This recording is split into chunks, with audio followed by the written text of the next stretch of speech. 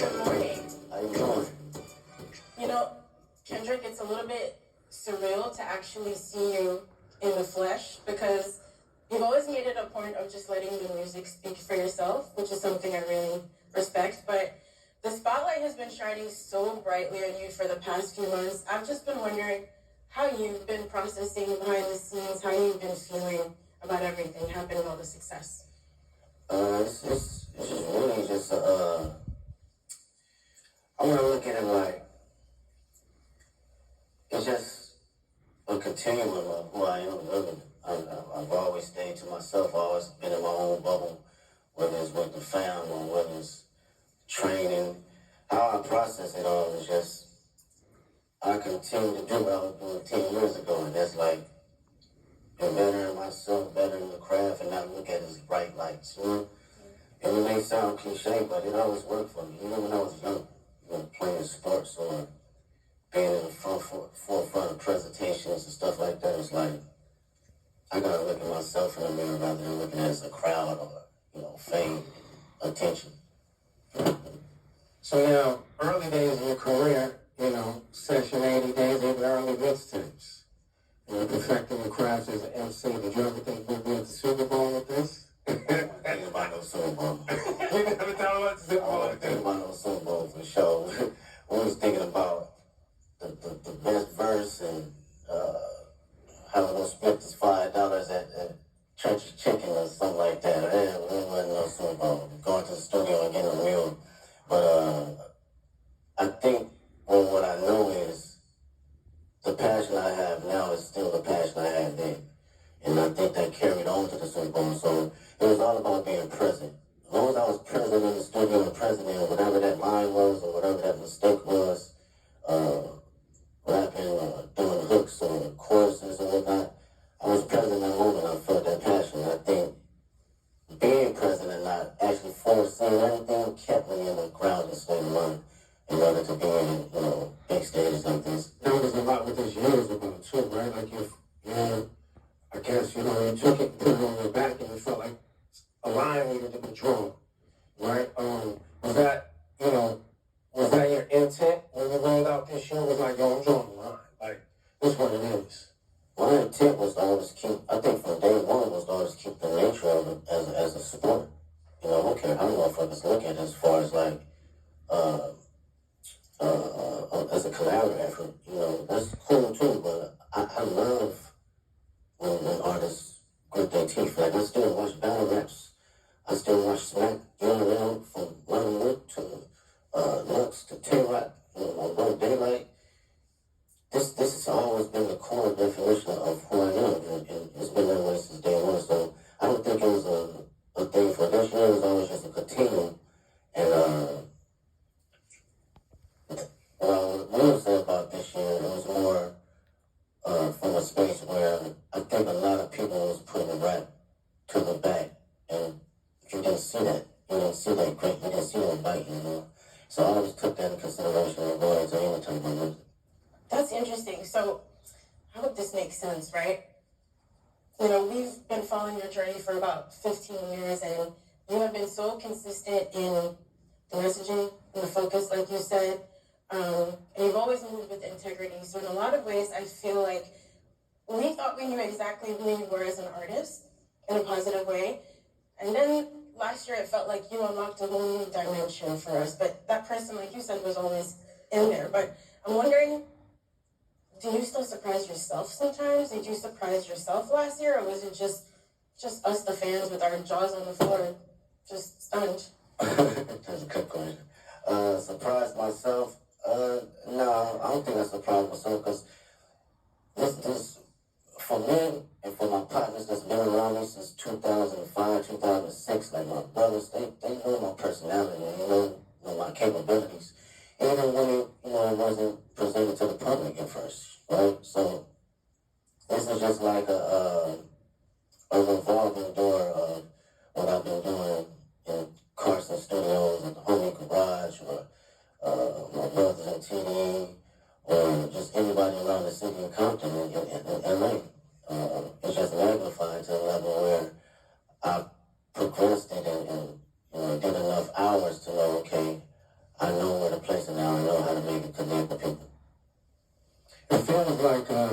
about your album too, getting to this point, was like, was an album for the culture, and it was an album for the critics. You know what I mean? And then for the critics, and then Gen X comes along, and it's like, nah. This album for anybody, everybody, and anybody who want it at any time. And you brought that energy, and the energy you brought on Gen X was an energy that I don't think was really happening in hip hop. Like, it's a Public Enemy level energy. It's a Ice Cube, America's Most Wanted energy. It's a classic, timeless energy. Talk about your headspace between Mr. Morale and this Gen X. Yeah, no, that's great.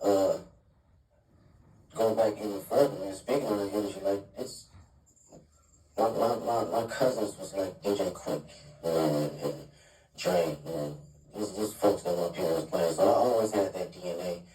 And we heard that DNA a little bit on Good Kid, Mad City, but I want to tell my story first, right? And fast forward to GMX, I felt it was just a perfect time because not only the energy was lost, but it was the energy that was bubbling inside of me as well. I wanted to go back to the forefront of just the bite and just the grit of rap, just all raps and hard ass beats. And that's like the basics for me. I thought about what I used to like when I was a kid. Hard raps, good beats, just smacking, right? And it was a great transition from Mr. Morale because that was my most intimate. I wanted to go inside of my own psyche and my own personal draws and seeing how it connects with the public and who can relate. So during this time around, I think it was necessary coming out of that cocoon and feeling like, okay, now I rhyme now. I can spread my wings and show every state of who I am as far as Kendrick Lamar. And you really did spread your wings. I mean, you just came off a huge Grammy wins. You walked away with 5 awards, and you won Not Like Us won for Song and Record of the Year, which in itself is remarkable. But I think for people who love and respect hip-hop and the roots of this culture, the competitive spirit of it, it has been a little bit mind-bending that you created this massive cultural award-winning anthem out of a battle rap song. And how is that something, after you got off that Grammy stage, you got home in some quiet time, what was going through your head? I just think about the culture, really. It's always definitely first. I'm not even bullshitting with you. It's like,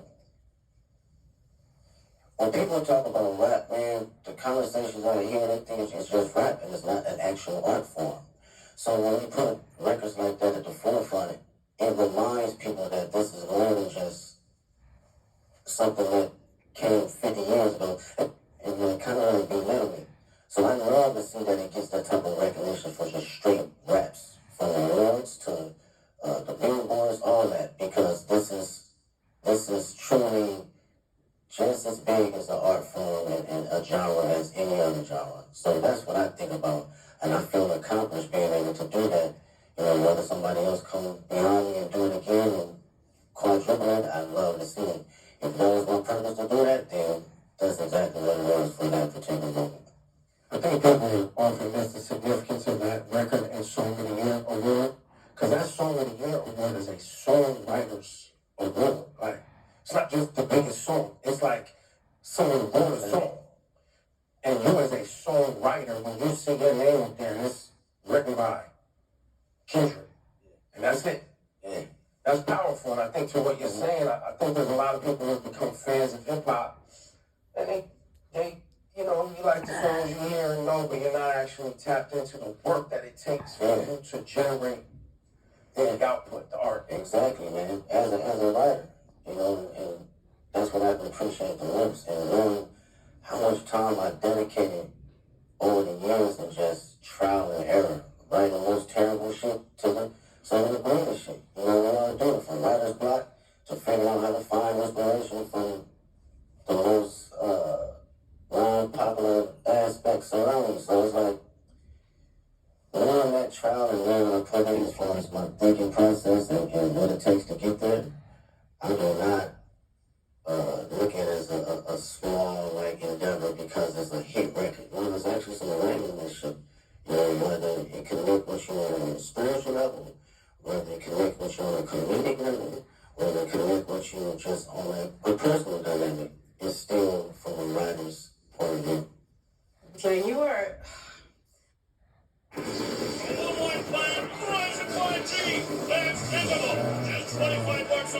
Shut up.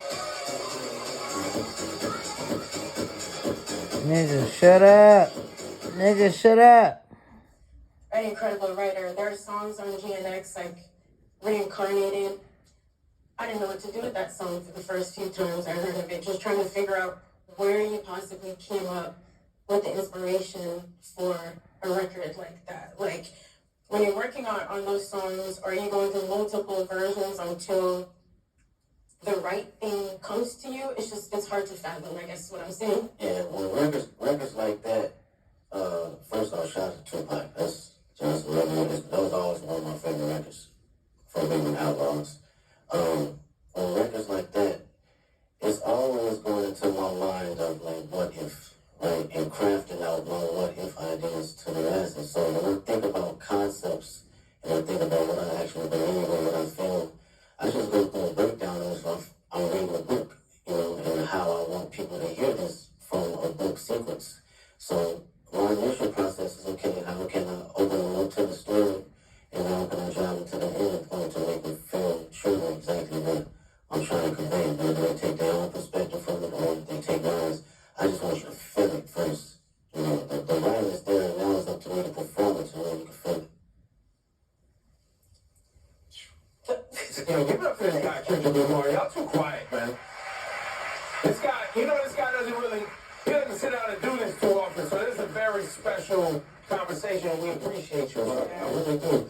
And shout to SZA too, because you guys are making history right now. And you've seen her from her humble beginnings like she's seen you from your humble beginnings. You watched her find success, and now y'all sharing the stage at the Super Bowl. Brother, this humongous tour that's rolling out next year.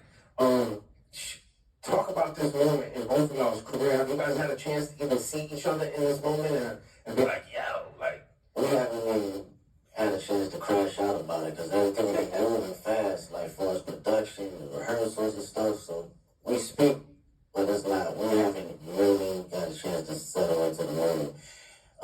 For me personally, watching her, and, you know, her career and where she's come from, it's amazing to see. I get to finally see how certain individuals see me come up in the process, because I've seen her day one coming in the studio and writing songs, throwing away songs, writing another song, throwing away songs, and songs is hard.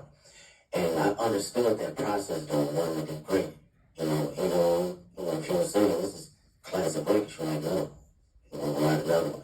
And I understood that, and I see it. So to see it now magnified is like, she always had it, man. She always had it. And I'm just honored to be next to her too. Yeah, you both worked really hard to be here at this moment. And on Heart Part 6 is really amazing to hear you detail that journey for old and new fans, you know, coming up through the ranks in TDE and now launching your own agency, PG Lang. So performing at the Super Bowl halftime show is very much, you know, us as fans getting to celebrate you and this beautiful musical legacy, but also now you're stepping out as an entrepreneur. What has it been like to build your own business and to also showcase some of that creativity from your agency on this platform? Oh man, I love the process. Shout out to PG Lang. Make some noise, PG Lang. Yeah, that's my team, man. It's 30 incredible individuals, 5 extraordinary executives that work day in, day out to make sure we are doing something that will involve in the culture. You know, from a music standpoint, from a creative standpoint, fashion, film, books, day in, day out, of just being around like-minded individuals that have different perspectives outside of just music. So through that process, it was a challenge for me, but even more a process of me enjoying, okay, different ideas and different backgrounds and how to look at things. I love it. Being on calls and, you know, formulating business ideas and adventures outside of my usual norm, it challenges me. And I can't wait to see what happens next. I know what's going to happen next. Yeah. I think for the audience too, you know, and anybody watching around the world, the PG Lang thing is, you know, I think people see you as an artist and someone who makes music, but I don't know if you want to share it today, but the level of detail that you yourself, along with Dave and shout out to the whole PG Lang team, but y'all as friends that came up together, you in the edits. Like, what we're gonna see on Sunday is a PG Lang production. That's all PG Lang. That is us sitting day in, day out, from the edits, the production, the stage design, the music, the sound tech. It's everything across the board, and it takes a lot of work. It takes a lot of creative individuals. I can't sit here and say it's all me, because these are people that are just as passionate and want to see us win, but also want to put out something that lives a long term. And with Dave's creative mind, it's just, he's insane, man. That dude is like Basquiat in so many different fashions. You know, he can clearly pick his brain about anything, and he'll give you an answer right down the middle to help you decide for yourself. So that's something I can always appreciate. Yeah, I'd say with all of your powers combined, y'all are really diabolical. Like, when you roll out the videos, all the visuals for GNX, just the way you all move strategically together, it is inspiring beyond the music. You know, just thinking about how to approach life and art in a holistic way. And so when it came down to planning for the Super Bowl now, you know, you've teased on the album coming up to New Orleans with this LA energy. How did you guys approach the show and trying to figure out how to pay tribute to the classics in your catalog with this new music and like a 13-minute set list? Yeah, it's wild. We've been around, it's like an hour and 30-minute tour, so it's like we got to smack the shit down all in 13 minutes. It's kind of wild and it's interesting because it lets you know kind of where you went in perspective on how you think about catalog and music. For me, I love being present. I love being present, man. That's my favorite. It's very hard for me to live in the past. Very hard. I respect the past wholeheartedly, but being in the now and being just locked into how I feel and the energy I have now, that's the LA energy for me. That's something that I want to carry on to New Orleans and for the world to see. This is kid around 37 years old, and I still feel like I'm elevated. I'm still on the journey though, you know? And I want that energy to, you know, lose out to the television and to the people that's in the do. Well, and on that, you know, the connection between black culture and New Orleans and how important and shaping our ancestors were in this town, music, jazz, all that. And you always put our culture and black culture at the forefront of your brand and music. Same thing in LA. A lot of our family members moved out to California from the South for new opportunities. There's a big connection between LA and the South. So when you say you walked in to New Orleans with that LA etiquette and all of that, I don't want people to grasp that, but that's, you gotta be feeling that energy when you are out ready on Sunday to do your thing. That's a bar. It's crazy, bro. I mean, out of all my friends, LA, us growing up, all my grandparents are from Louisiana, Texas, Chicago, like, period. So our dialect and how we talk, it gains you from, like, the South and, like, the Bay Area. So, like, going to the store, let's say, we're finna go to the store. Like, that's some South shit, you know what I'm saying? It's not no LA, right?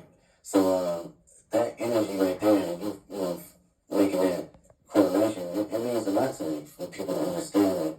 And the culture of just being black, I can't help that, man. This is not something that I think about or even try to like go. I'm black. It's just don't. It's don't come out every time. I can't sugarcoat it. You know, I can't downplay it. I'm at a point in my life I can't necessarily fake the funk for nothing. And I've always had the essence in it, but, you know, we got kids and shit. It's just like, I have to be who I am authentically. And if, you know, the world can accept that, then so be it. But when I'm rocking with it, I'm going to put it all the way in.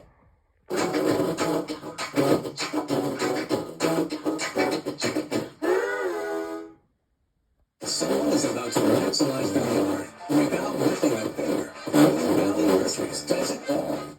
It's like all of the vision that's in this country. It's like a political brain. out there, whether it's in private or whether it's on the main stage.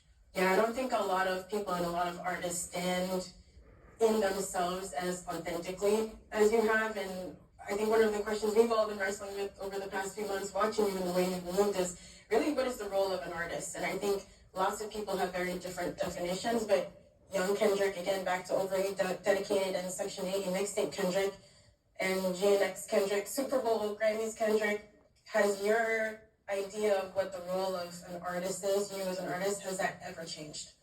I don't think I knew exactly what my role was. Early on, I had maybe clues of it, but now today I can truly say it's to express myself and express things that people can necessarily say on a daily and for them to actually relate to. And come from a more vulnerable place where people can actually feel it. I think that is, for me, that's the role for me as an artist. I don't know from what place it comes from. I could be the most angry person on the record. You can feel this shit that day if you woke up and you felt that.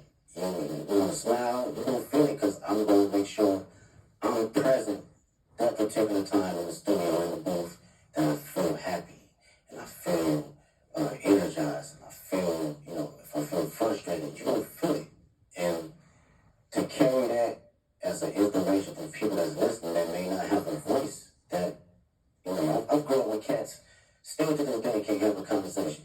The most meanest, aggressive individuals, but they can't even look you in the eye and express themselves the way they want to. So they resort to other things. And when I think about that, and I know that I have the tools necessary to communicate myself properly and effectively, I gotta do it for them. I gotta make records like Reincarnated. I gotta make records like Man in the Garden. I have to, because they feel the way, but they cannot project it. And when they hear somebody actually giving them affirmations, it allows them to speak more freely and be open, because again, I come from the same place they come from. Well, Kendrick, we might not see you outside again soon after Super Bowl. I know, of course, you have the GNX tour. Listen, I know you also don't love doing interviews, but we are grateful. We're so grateful for all the music and the moments that you've given us over 15 years and in the last year. Your presence and your focus, it is noted. So thank you.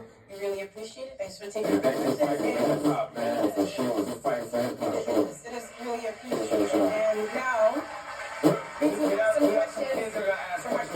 I got one more thing for you, Kendrick. Before we go to our friend here, her name's Aubrey. What should people expect to see and understand about Sunday's performance? Storytelling. I think I've always been very open about storytelling through all my catalog and my history of music. And I've always had a passion about bringing that on whatever stage I'm on. Whether it's a world tour or whether it's 500 people at Key Club, I've always had a fun in it. So I like to always carry on that sense of, let people listen but also see and think, I think this is going to be one of those performances where people are going to be digging up Easter eggs for years to come, right? Even when it's not an Easter egg, people will make one up, right?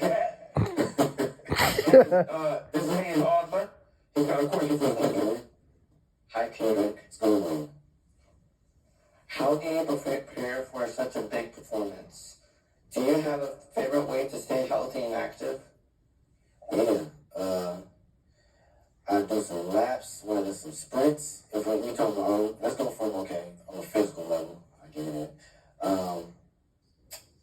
Maybe it's a 2-mile warm-up or a mile warm-up, maybe some push-ups, just to get the body moving. Sometimes you get on that stage, man, you need some oil in your knees a little bit to get moving and get cranky. So, physically, I'm just exercising the body, a little bit of stretching, a little bit of all that. And on a mental level, we're usually playing some Eisenbergs just to calm not my nerves, but calm my excitement and just give it a balance, So that's my prep right before I go. Thank you so much.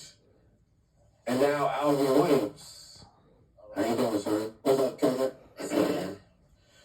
I'm a little with Big Brother and Big Sister New Orleans. What has mentorship meant to you during the course of your career? And if you could thank your mentors for believing in you, what would you say? Oh man, mentorship has been everything. To be around individuals that have experienced everything that you think that you're the first person to go through.